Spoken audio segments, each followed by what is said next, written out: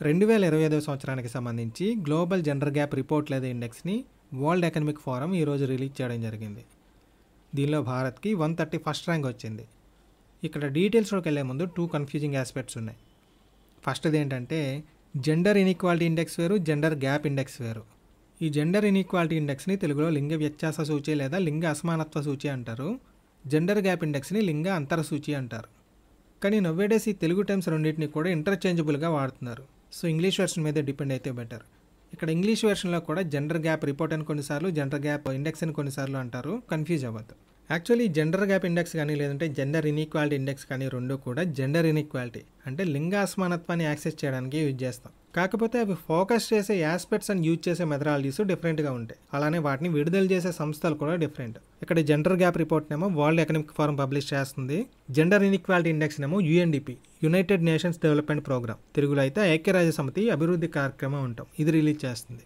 ఇక్కడ సింపుల్గా చెప్పాలంటే జెండర్ గ్యాప్ రిపోర్ట్ అనేది ఆడవాళ్ళకి మగవాళ్ళకి మధ్య ఉన్న తేడాను మాత్రమే కొలుస్తుంది. అంటే ఇది ఎంత సమానత్వం ఉన్నది అన్న దాని మీద మాత్రమే దృష్టి పెడుతుందని చెప్పచ్చు. ఇన్ కేసు ఈక్వాలిటీకి దగ్గరలో ఉంటే మంచి స్కోర్ ఇస్తుంది, లేదంటే లేదు.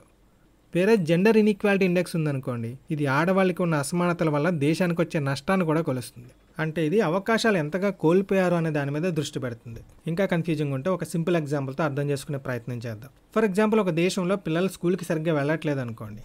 ఈ గ్లోబల్ జెండర్ గ్యాప్ రిపోర్ట్ ఏం చెప్తుందంటే ఇక్కడ ఆడపిల్లలు స్కూల్కి వెళ్ళట్లేదు, మగపిల్లలు కూడా స్కూల్కి వెళ్ళట్లేదు, కాబట్టి జెండర్ ఈక్వాలిటీ సమానంగానే ఉందని చెప్తుంది. దిస్ ఈజ్ గుడ్ సినారియో అని కూడా చెప్తుంది. అదే జెండర్ ఇన్ఈక్వాలిటీ ఇండెక్స్ని తీసుకున్నాం అనుకోండి, ఇక్కడ ఇద్దరు వెళ్ళట్లేదు కాబట్టి చాలా నష్టం జరుగుతుంది. So this is bad scenario అని చెప్తుంది. సో ఇది డిఫరెన్స్ అనమాట.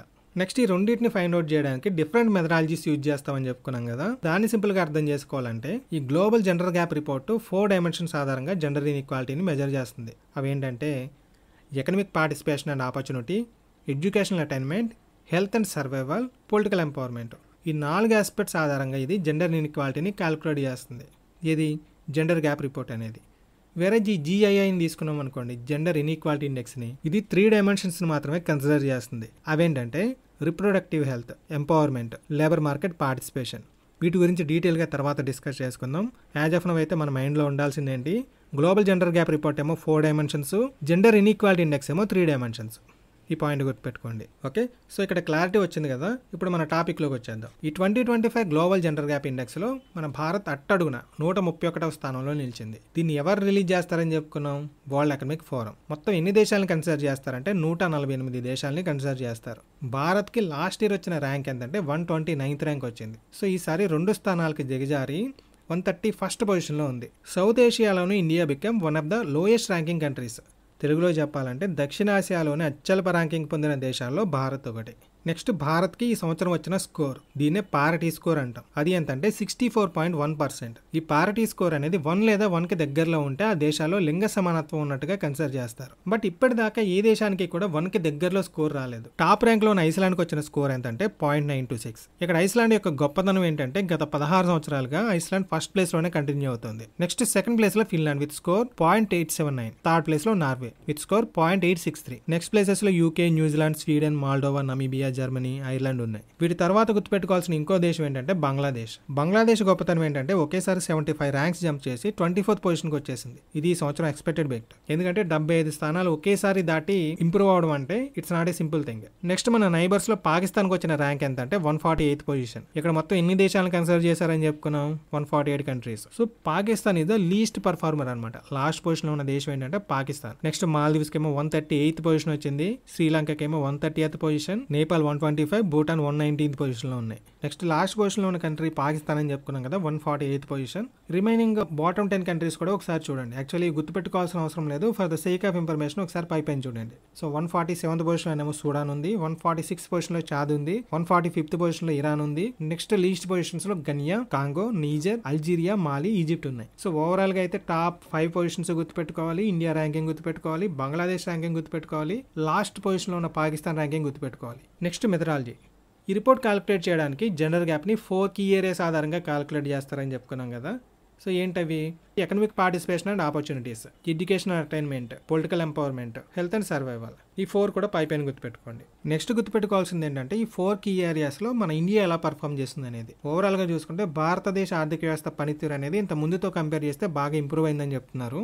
సో దీంతో ఆర్థిక వ్యవహారాల విభాగంలో అడిషనల్ గా మన ఇండియా 0.3 పాయింట్స్ సాధించడం జరిగింది. నెక్స్ట్ ఆర్థిక భాగస్వామ్యం అవకాశాల కేటగిరీలో ఇండియాకి ఈ సంవత్సరం వచ్చిన పారిటీ స్కోర్ 40.7%. నెక్స్ట్ ఆదాయ అంచనాల పారిటీ స్కోర్ ఈ సంవత్సరం ఎంత వచ్చిందంటే 29.9% వచ్చింది. ఇది లాస్ట్ ఇయర్ ఎంత ఉందంటే 28.6% ఉంది. నెక్స్ట్ భారత్లో వివిధ ఉపాధి కార్యక్రమాల్లో మహిళా పురుష కార్మికుల భాగస్వామ్యం అనేది ఈ సంవత్సరం ఎంత ఉందంటే 45.9% ఉంది. ఇది లాస్ట్ ఇయర్ కూడా ఆల్మోస్ట్ సేమే ఉంది. నెక్స్ట్ విద్యాపరమైన స్థితిగతుల విషయాలు చూసినట్టయితే భారత్కు వచ్చిన పారిటీ స్కోర్ ఎంత అంటే 97.1%. నెక్స్ట్ ఆరోగ్య జీవన స్థితిగతులు, ఆయుర్దాయాలు ఇవన్నీ కూడా మెరుగ్గానే ఉన్నాయి, కాకపోతే వాటి పారిటీస్ అంత ఇంపార్టెంట్ కాదు. నెక్స్ట్ ఇంపార్టెంట్ పాయింట్ ఏంటంటే పొలిటికల్ ఎంపవర్మెంట్, రాజకీయ సాధికారత. 2025లో చూసినట్టయితే భారత పార్లమెంట్ లో మహిళల ప్రాతినిధ్యం అనేది 14.7% నుంచి 13.8% కి తగ్గింది. సో ఈ సంవత్సరం ఎంత ఉన్నట్టు 13.8% అనమాట. నెక్స్ట్ వచ్చేసి మంత్రి పదవులు.